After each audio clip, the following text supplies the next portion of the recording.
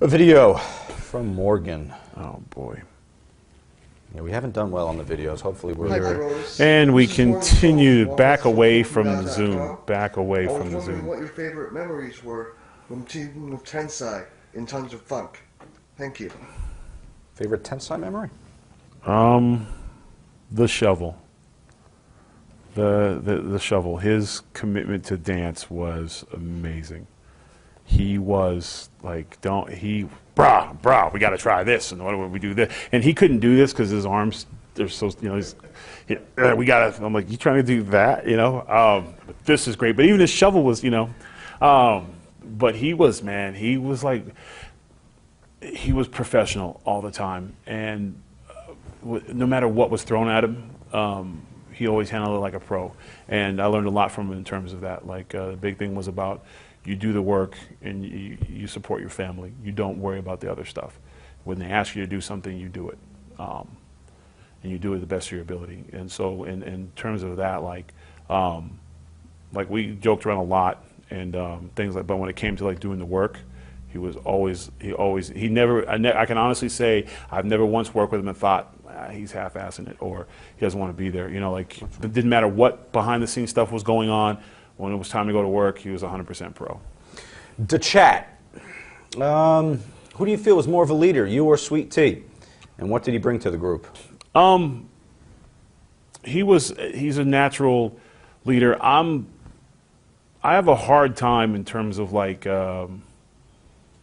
wanting to lead. I want to do my own thing, and like I'm just like, I'm gonna do mine, you do yours, but you ain't gonna run me. So me and the girls would butt heads sometimes because I'd be like, I expect you to do. Like, I'm bringing it, you bring it. Like, and whereas T kept us together. He was the glue. Because I will get, if I don't like something, I'll be like, well, you fucked up. Like, own it. And then be like, you can't talk to people like that. Right. Where he would be like, this could have been better. Right. And do that in his voice, and this is better, and just work on this and that. And he was very good about things like that. He had a certain tact, and that's why as a trainer now you'll see like guys improvement, things like that. He's just very tactful and he's very diplomatic and things like that. Game changer. What happened at the Survivor Series 2012 when you tried to suplex Lord Tensai? Is that why you were the only member eliminated from the team? Yeah, well, no one's going to survive when Tensai counters your T-bone. So I got him up, and as I brought him down, he came down, and then he hit his finish on me. He got me, and actually, I've never beat him. Like, yeah, even if damn, yeah. Well, shit.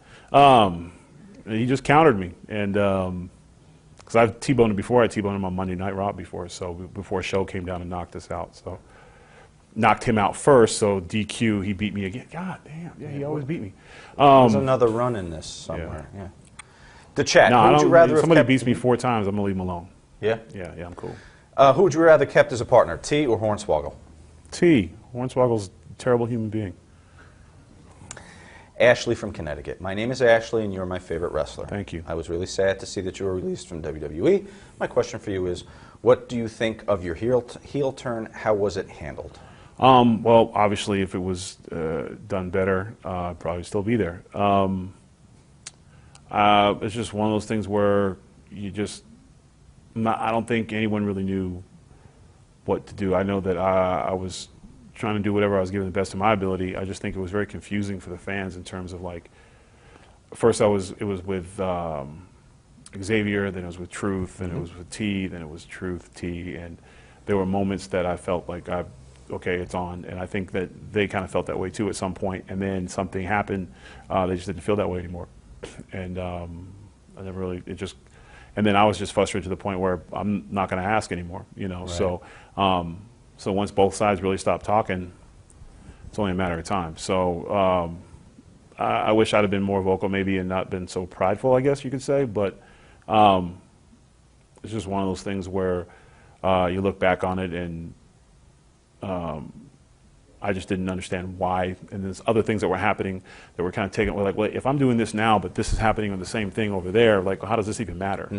Like, where is this going? Like, and it was very unclear. So I think maybe, and I'm just speculating, that they just didn't know the plan. And we started to get something going, like in terms of a story, and people were getting behind it, and then all of a sudden it just, the powers that be or the creative staff just didn't feel that the people cared about it. So there's nothing you can do. Sometimes you can't change. And when you're not talking to people, it's hard to change thoughts when you're just like, well, you don't want to talk to me, I don't want to talk to you. So, and that's not necessarily a good attitude to have in terms of like, and it wasn't any particular argument or anything like that, just my frustration was one of, I stopped asking questions because I was frustrated, like, well, I don't understand what's going on, you know, and probably that would have been a good time to ask those questions. But what would you have gotten back, do you think?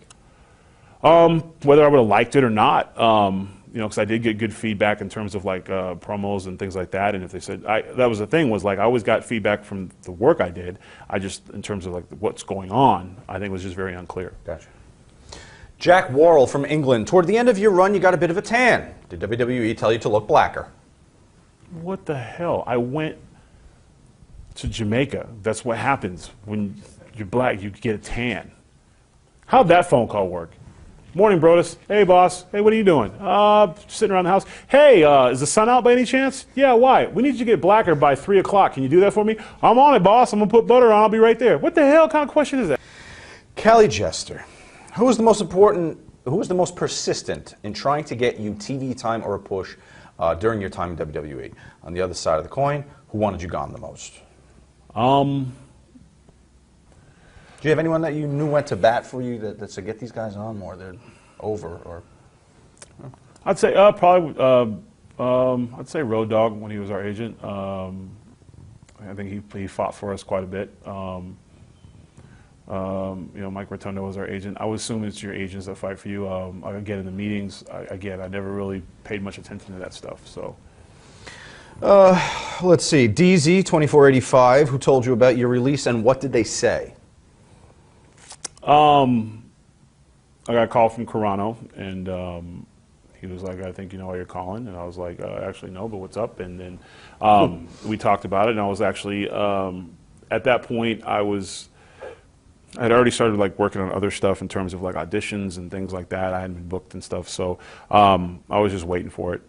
So it was really like I saved your time. Like, I don't need to spiel. I appreciate my time with you guys. I appreciate working with you. You know, good luck to you. And then he was like, it is what it is, and you've been here before, and you know, who's to say what the future is and all that stuff. And I was like, hey, man, I appreciate your time, and I'm good, and I'm gonna do my own thing, and you guys take care. So it was really like quick. It's like maybe a minute. Didn't really. I know I've heard like long conversations, but I've always, when a relationship ends, I've always been real good about getting over with. I never asked a girl like, why? I'm like, it's not working out. Okay, cool, thanks, let's go. Like, pack your stuff, let's go. So it was quick to the point, and it was done. I was at my workout 10 minutes later. The Violator via Twitter. We will close with this one. What was the last thing Vince McMahon said to you? Oh yeah, hello, Brodus. I said, hey, boss. That was like, it's the last time we talked. I was on the TV. Yeah, that was pretty much. Yeah, there wasn't like, you think he grabbed me by the face and, you're my #1 guy, and then when I left, take him out. You broke my heart, Fredo.